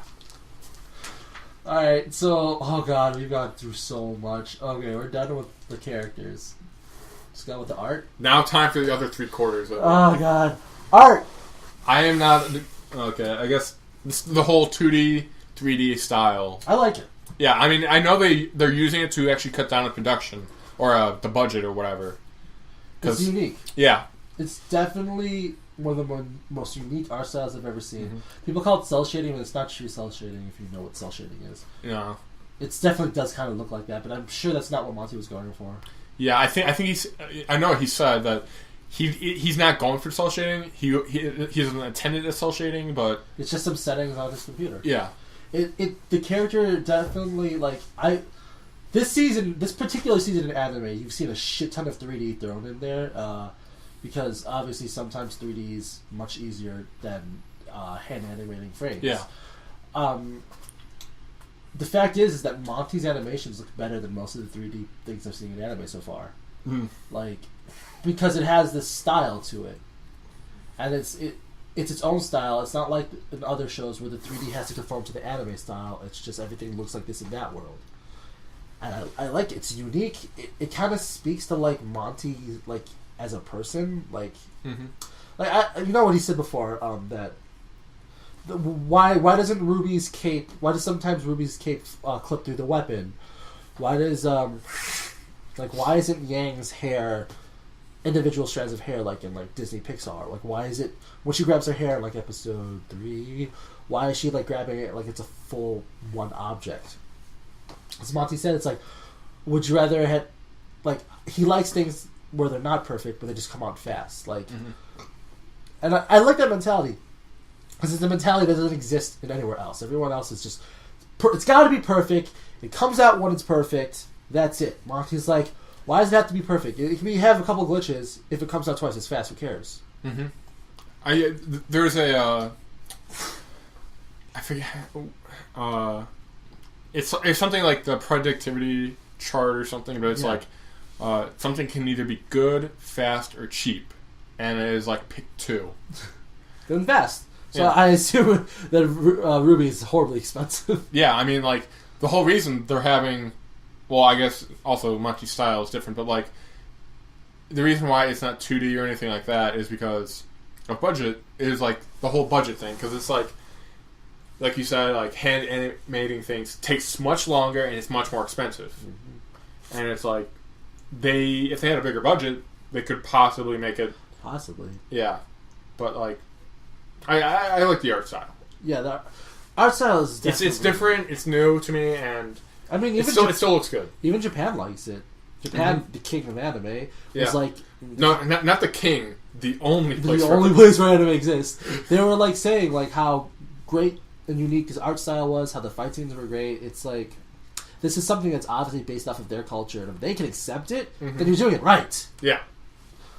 Alright, we already talked about the glitches. There are occasional glitches, but, like, do you ever felt like it's subtracted from the show? I didn't even notice them. Yeah, I mean, I'm like, I don't really care. It looks good. Unless, like, you're talking about video game glitches where, you know, Yang's head is, like, through the chest of, like, other 3 people. Yeah, it's like, I guess... I don't really care. I guess it's, like, especially since I've been, like, doing so much shit with, like, Beyond Two Souls lately. I fucking hate that game. It's so... The concept of immersion through realism it's the dumbest argument ever. Like, because our characters look real, because everything is perfect, and it perfectly represents how the real world is. The snow looks like snow, and people look like people. And it's like, no, that doesn't create immersion. Because I am immersed in things that look even dumber than that. I'm immersed in RWBY when it happens. I feel like these are real characters in a real world, despite the fact that occasionally there's an animation glitch, like in the Jean episode where he's fighting the bear. Some of the falling petals from the red trees are cubes showing that are supposed to contain a model. I see that, and I just go like, oh, it's ruined now. Fuck! It's ruined now. I can't watch RWBY anymore. It's like their characters are not people. I feel like the people who commented on that are really like, yeah, we don't really have anything else to complain about. Yeah. And so we're going to complain about this. This in short episodes. Yeah. I still keep the argument that I know that they have to do it. And it is a necessary evil, but I hate short episodes. It's like, yeah, like basically people don't really have what to nitpick about. Like they're like, yeah, we don't really have anything else to complain about. That's what we're going to complain about. Or it's going to be something like, God damn it, I was thinking about this, but it was like, or like they actually don't like the show and they're still watching it. I hate assholes that do that. It's like, and like, well, I didn't like it beforehand, so this justifies my. This is what justifies my hate asshole. Of it. Yeah, asshole. All right, so glitches don't subtract from the show. If it comes out faster, I'm fine with it. Yeah, I mean, like as long as the glitches aren't like. I mean, it wouldn't actually happen because I think they'd catch that, but that really only happens with video games. There's this one glitch that I still remember for some reason in like season 10? End of season 10 where... Texas fighting people. Fighting people. There's a guy that just disappears. Yeah, no, like she sticks the spike grenade into his chest and then it doesn't explode, but his body disappears. Yeah. The spike grenade is still floating in midair. Like, that is the most glaring...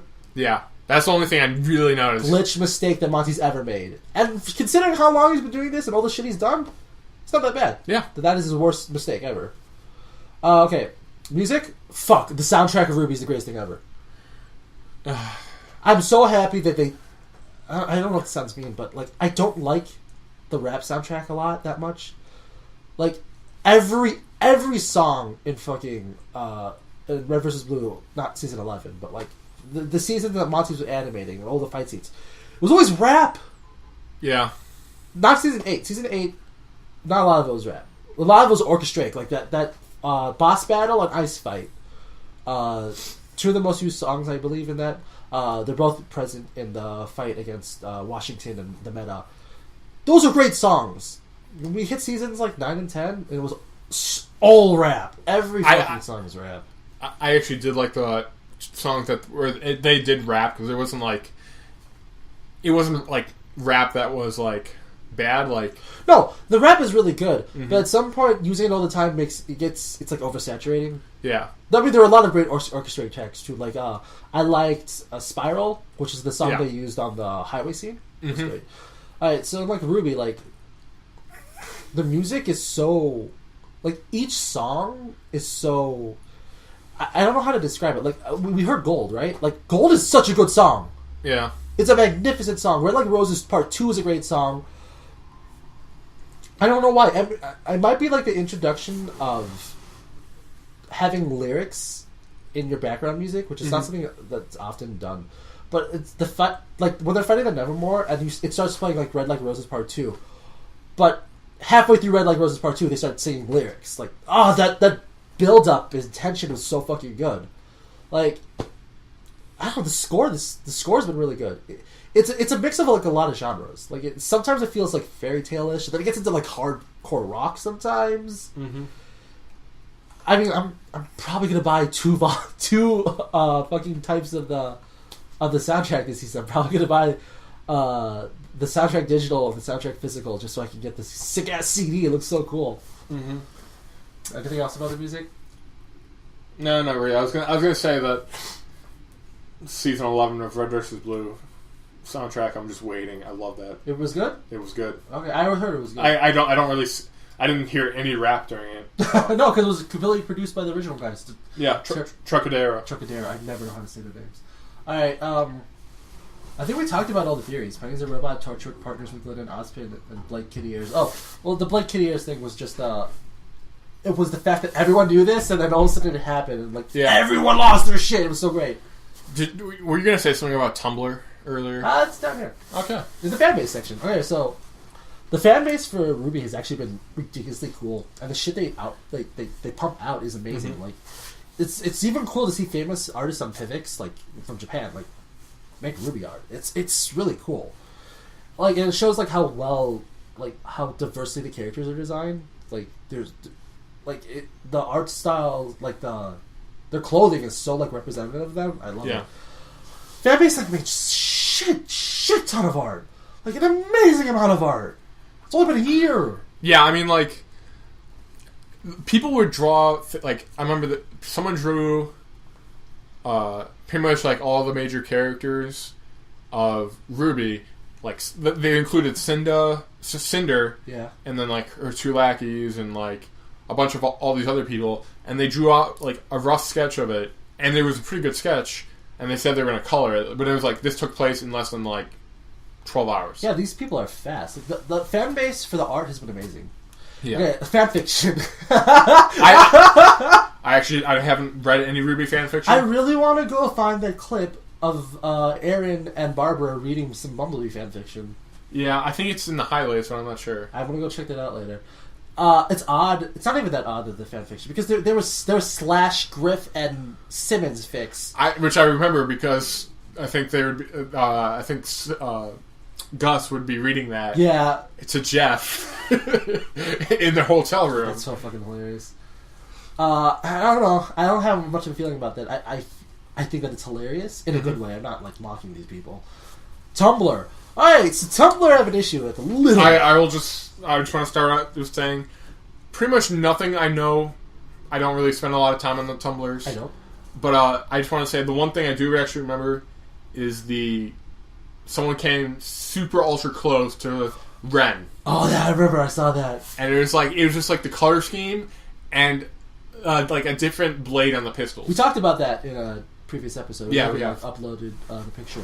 Yeah, the dude he had the same hairstyle. He was missing the pink thing. Yeah. He had a slightly darker theme. He had like a blackish brownish theme. Yeah, but he had the same guns. Yeah, the guns, they were like, instead of like going like this. This is great for audio podcast. Yeah. Instead of having like a scythe shape, it was more like a knife shape. Yeah, it was like straight down. It was like straight down at an angle. Yeah. That was amazing. Instead of having like the curve it has now. The thing about having Tumblr is that Tumblr does this thing that I hate called Ask Tumblrs, where the premise is that you act like you're the character and you're taking questions and you answer them, usually accompanied by a picture. Almost always accompanied by a picture. So these came out immediately after the trailers. So it was like Ask RWBY, Ask Weiss, Ask. Oh yeah, I remember stuff about that. I sort of just ignored it. They didn't have any, like at this point, like Weiss didn't have a personality. Neither did RWBY. Mm-hmm. And then when the first episodes came up, these people stuck to the false personalities. To me, it's disrespectful. It's like, if I'm going to bank my popularity off of your thing, but I'm going to do basically OOC out of character, mm-hmm. It's disrespectful. It's just like, I think my character is better than the character you designed. Well, they're also like imagining someone else in their mind. Yeah, they're just calling them this person. Yeah, it's like, I can't make my own character, so I'm going to bank on your character's personality. Yeah, it's unless it's a parody like Alpha Jean or something, like I can get around that. But if your thing is ask why Shani and your character's super nice and sweet, stop. I just want to point out that me and Professor Port, that is not an ask. He's actually this badass. I should probably create a Tumblr for this person.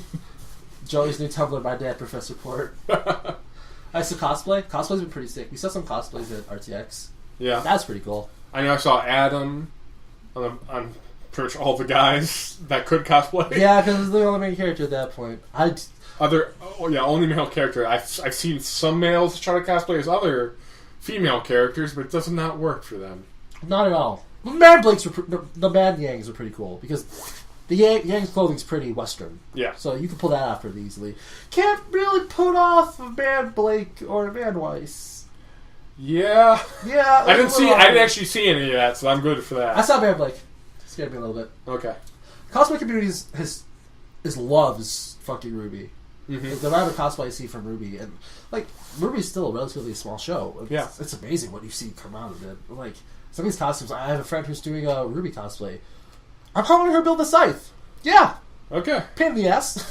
I was like, can't we just make this in the gun form? She's like, no. I'm like, why? I don't know. I love the fact that the cosplay community has attached themselves to RWBY. Yeah. I like actually looking at pictures, and I judge them so harshly. No, you can't do that. I don't know. I wanted to do a cosplay of RWBY for RTX, but it's like, what the fuck am I going to do? I can do Osmond, I guess. I'm not going to do Adam. Well, no, you couldn't do Osmond because you didn't even know Osmond. No, I mean this for next RTX. Oh no, next RTX. I was like, what? But then I think of that I would have to go to RTX with that big Ozpin jacket, and I remember how hot it was there in Texas. You could go with Sun Wukong. I could go bleach blonde my hair. We have the same skin color. No, you don't, dude. Well, I can get a little bit lighter, but yeah. Yeah, no, he was white. He's white. I'm totally blind then. Hold on, I have the episode loaded. Give me a sec. I just want to bring up something earlier. Oh my god, he is so white. I'm an idiot. I just want to bring up earlier that, okay, if you don't know, Brian is Filipino. Yeah. And I'm not super dark, but I'm definitely not white. Yeah, he's definitely not white.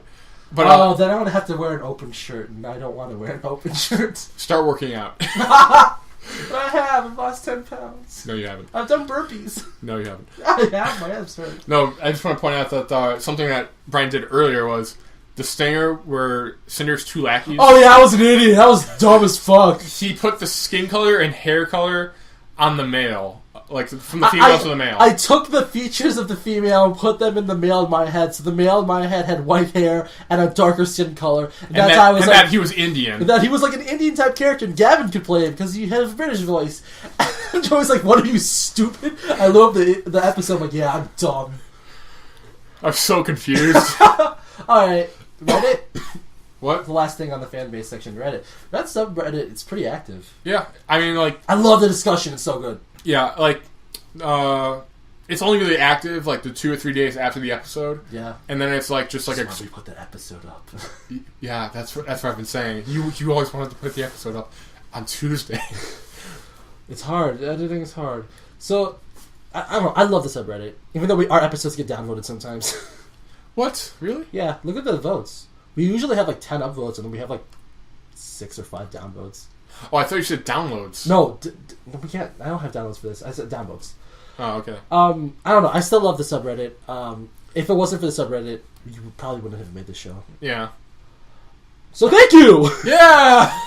Okay. Almost done. Predictions. Turney.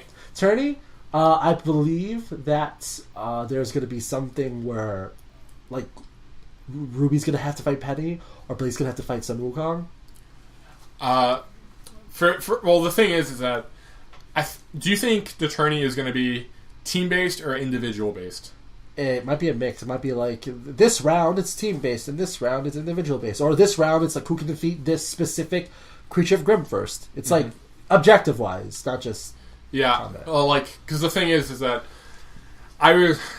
when Cartman and Jean are fighting, and there's like the pre-bully thing, where they're like. Oh, because he has the scanner that shows everyone's health? Yeah, it shows everyone's health. I think that's either going to be... It's probably going to be team-based, and he's going to be giving orders during that. And I think Team Juniper is probably going to be doing well in that part. Yeah, if they're going to do that, definitely, though, it's going to be in a field, though. It's not going to be, like, in an open flat ground tournament. It's going to be, like, maybe, like, how... In the forest, or, like, how the... Mm-hmm. So, yeah, I would love to see that. It would be much more interesting, and it would satisfy my whole entire wants of having... different type of terrain to fight on. Mm-hmm. And I'm gonna guess that I also think it's gonna be mixed, but like I'm not sure about the whole could be creatures again because maybe the leash was like for creatures again that they're importing for the tournament. Well, it's not like maybe. Well, I mean, like it could happen. I'm not putting my eggs in that basket, but like so we really haven't seen any teams with Penny. Yeah. I also another thing, Nora and Penny look very similar, and I thought Penny was Nora the first time I saw her. Yeah, I think a lot of people did.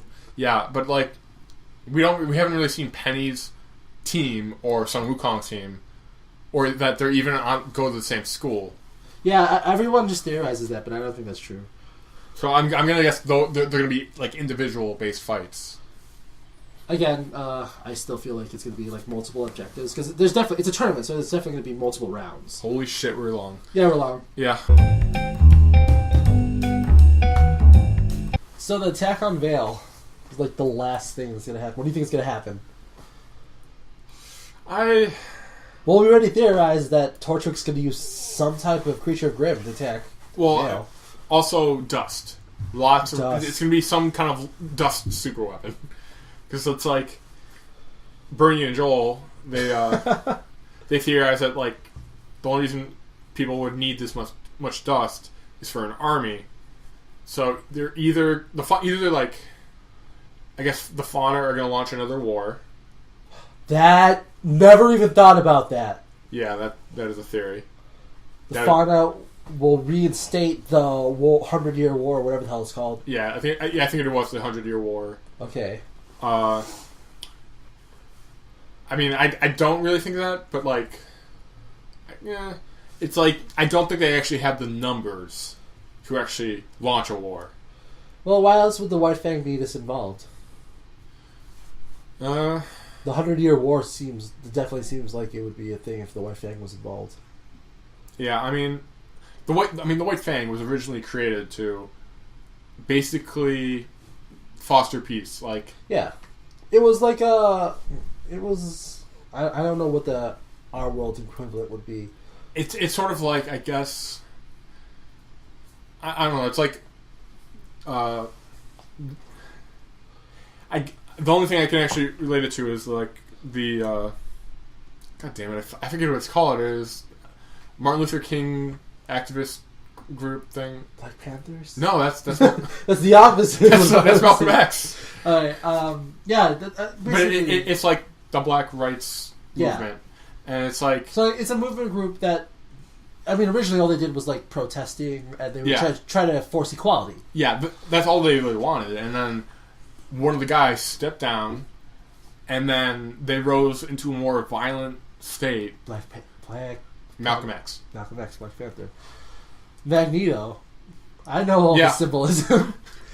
Alright, yeah, so that's why I'm saying the 100-Year War theory makes sense. Like, to reinstate the 100-Year War. Yeah. Well, I mean, like, I don't really see how it'll benefit them. I mean, I'm assuming that they have to have numbers. That's a huge, like, they need to have... The way that Blake described it made it sound like they had numbers. I mean, considering all the faunas in the world. Yeah. But, like, I'm also going to assume that a lot of faunas will not...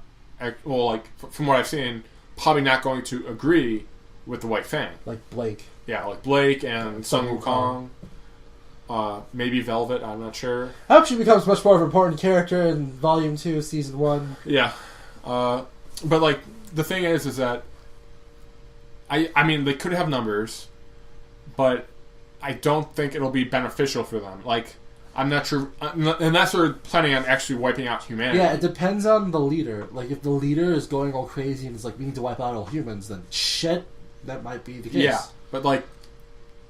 I mean, if, like, they want to become the majority in the world, they're going to have to kill a lot of humans. Yeah.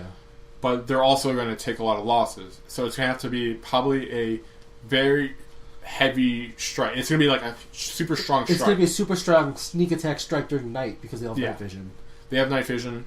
And they're going to have to be able to wipe out a majority of the enemy forces, which is the school and, like, where they're taking out the people who train them and the people who are being trained. It seems like the school is the most dangerous place for them. Because it seems like the cops can't do shit. Because they're putting a beacon on this school. Shut the fuck off.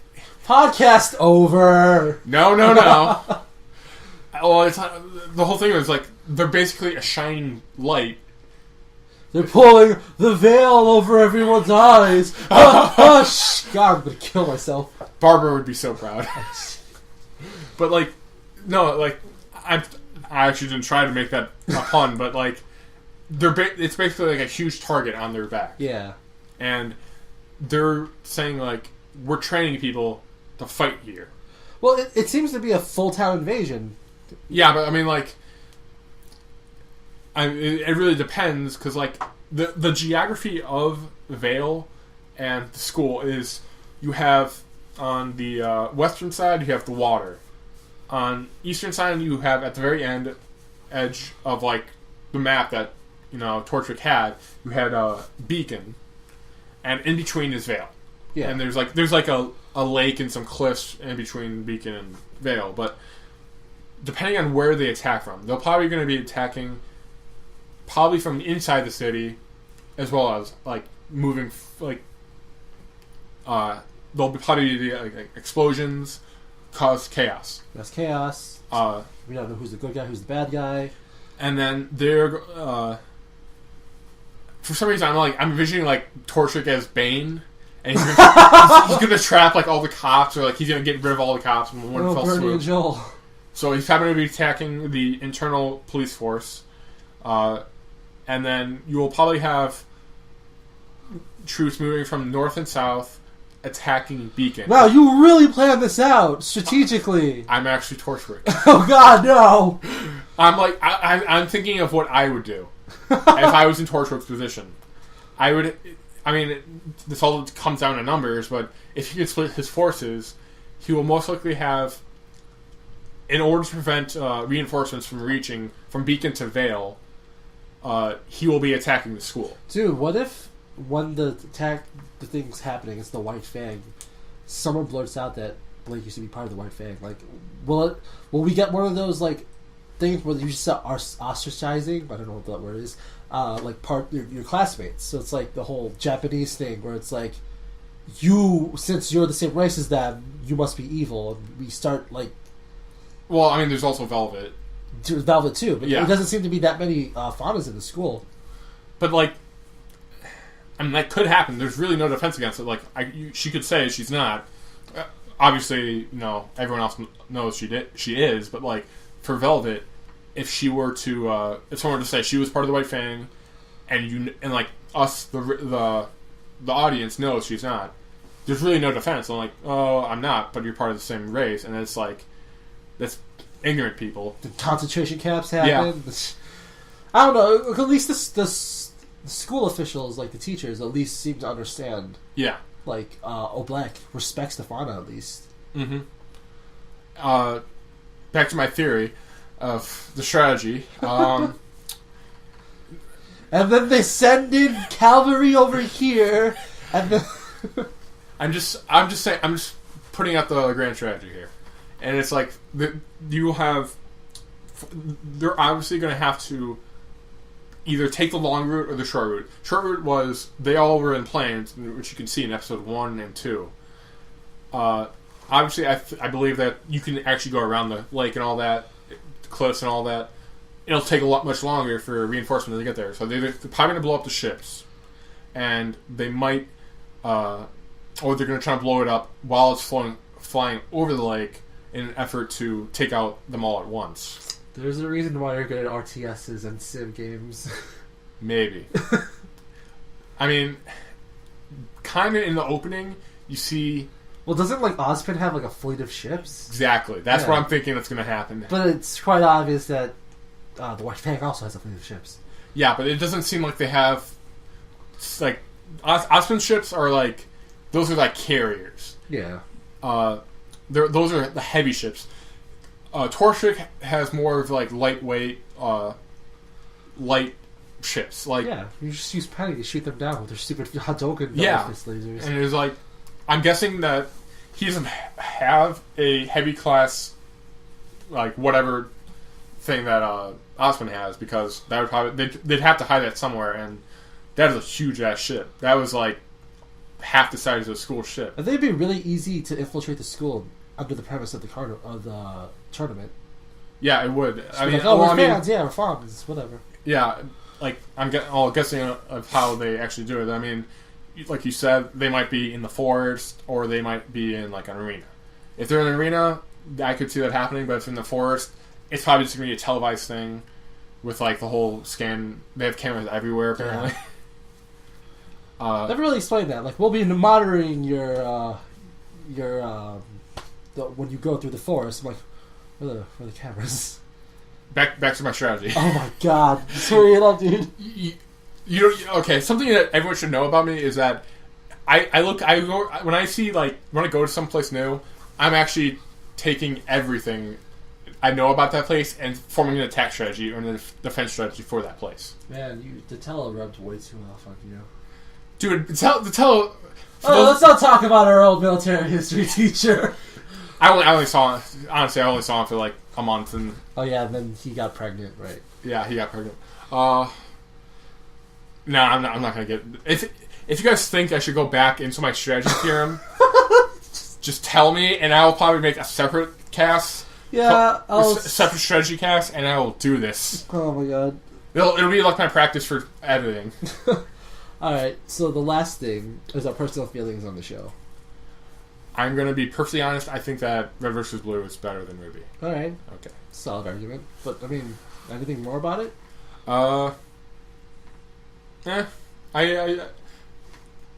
For me, it's just like Red vs. Blue is going back to its roots, and that is something I originally went. You haven't seen it, but I don't care. Basically, it's good. I don't really know how else to describe it. All right, no, I think that's valid. Yeah, I was for me, like RWBY was really cool and all, and it was really cool like seeing it for like being like one of the first people to see it when we went to Texas. And what? Why are you like laughing? I'm just like, I just thought of something funny. Go on. I don't know, like the whole, like Monty's been like an idol to me for like a while. Because a lot of the stuff he does, I really love, and I love his mentality and like art and the world, and like just getting like even his like work ethic is like really inspiring to me. And I don't know, getting to see like his dream. Like, what are you laughing at, you son of a bitch? Nothing. I don't know, getting to see like him make this whole entire thing, and not. I almost said like I was part of it, but not. But like getting to see like it happen step by step is, I was like really inspiring. It's weird. And doing this podcast, which it's been a total pain in the ass. It's editing and uploading and scheduling and all of that is very tough, especially when you have an internet that has a 55 kilobyte upload rate, and these things are like multiple gigs to upload. Is the biggest pain in the ass. But doing this podcast and watching the show and talking to the fans and like going seeing cosplay and having this weird connection to everyone, because I've never like I was in Red vs. Blue, but I never went to like fan things. I never went to like forums and talked about it or whatever like that. It's kind of cool. It's the first time I've ever actually felt connected to the RT community, which is something I've tried to do for years, but I just can't. I don't know. It's been really fun, and I definitely want to do this next year. And beforehand, I was like, oh god, it's so hard. But I've gotten used to editing on a schedule and uploading on a schedule, Especially next year will be a lot better because I'll probably have better classes and I might live here, so it won't be that hard to do it. So a lot of people, everyone that's watched the show, thank you for listening. Actually, I have some more personal feelings. The thing I was laughing about, it was I was still thinking about strategies. Oh my god, you son of a bitch. I was like, and also, don't you can disconnect. You can disconnect. Brian, dude, it disconnected a while ago. Brian, what? Professor Portcast. Oh my god, shut up. Just put the mic back really slowly, and it could disconnect really easily. Just leave. I hate you. I hate you so much. I hope you die in a fire. Just put it down. Okay. God damn it. Let me just turn the mic a little bit. Alright, so let me just finish saying what I was saying about how... You're bumping the mic. I'm very, very thankful to everyone that listened to the show for the past whatever months, how long we've been doing this. I'm now like really quiet on the waveforms. I hate you. I'm really thankful to... just don't touch the mic, please. I want to kill you. I'm really thankful to everyone on Reddit, whether you downvoted it or not. As long as you listen to it, I'm thankful. I'm thankful to Alex, who let me put RWBYcast on to Thank You For Playing for a little bit while. I'm thankful to anyone that subscribed, whatever. To people that sometimes submitted art. Some people did submit art. What are you doing? I am thankful for nothing. For everyone that sent me a message on Reddit saying they wanted to be part of this, I'm really sorry, but I didn't hear about any of this until like last week. No, like all the time people would message me that they wanted to be part of this. I'm sorry that we really couldn't do it. It's really hard to do a podcast with someone you've never really talked to before. It's even harder to schedule it because we're both college students and it's not like we have a bunch of free time, especially since I don't live here and I have a shitty internet connection. So even if we did do it, we'd have to do it in Dory's dorm. So it becomes a big logistic issue. So I'm sorry about that, but I'm thankful for you saying that.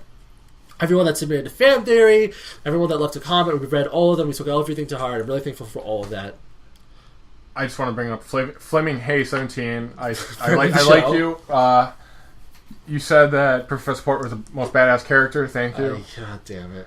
Continue. Anyone that like pushed Joey's Professor Port fetish, I don't thank you because we don't need any more of this. I thank you. I'm thankful for you. Well, Monty, thank you for being I was going to say thank you to Monty, Carrie, the whole cast, everyone who worked on it, everyone who inspired it. Yeah, I thank you for this wonderful show. It's an amazing show. It was an amazing first half season thing. Mm-hmm. It got better as it got on. Voice Yeah. acting got better. There was less animation glitches. The fight scenes got better. It's really growing. So we hope to see you guys next half year, whatever. Yeah, whenever the next RWBY comes out. RWBY comes out again. We'll probably release an episode like a week before that, before it officially comes out, so we can talk about it. We're definitely going to Texas. So if for some reason you want to talk to us, my Twitter and Joey's Twitters are attached to this, and you can talk to us on Twitter, and we might see you in Texas for some fucking reason. Yeah. I'll be the guy with a Ruby hoodie, with a actual made Ruby hoodie. Joe will be the guy dressed as Professor Port, or just dressed in short shorts and Professor Port short shorts. I'll probably have a mustache by then. I'll dye that white or something. We thank you for listening to this 2-hour behemoth. I don't know if I'm cutting this in half. It's definitely 2. We left it 42 or something like that. Yeah, 41. It's 17 now. So we thank you for that. I thank you for the artists that let me use their art for the episodes. I always thank you in the episode, but let me thank you again. Thank you for the people that let me use their music for the intros, even though I'm not doing that anymore. Thank you for that. And I think that's it. I think I've thanked everyone that I had to thank. Yeah, I think you pretty much covered it all. Alright, so... now moving on to Professor Port. Shut the fuck up. Alright, see you guys next year. No, I'm serious, Ryan. I hate you. Professor Port. Oh my god, shut up!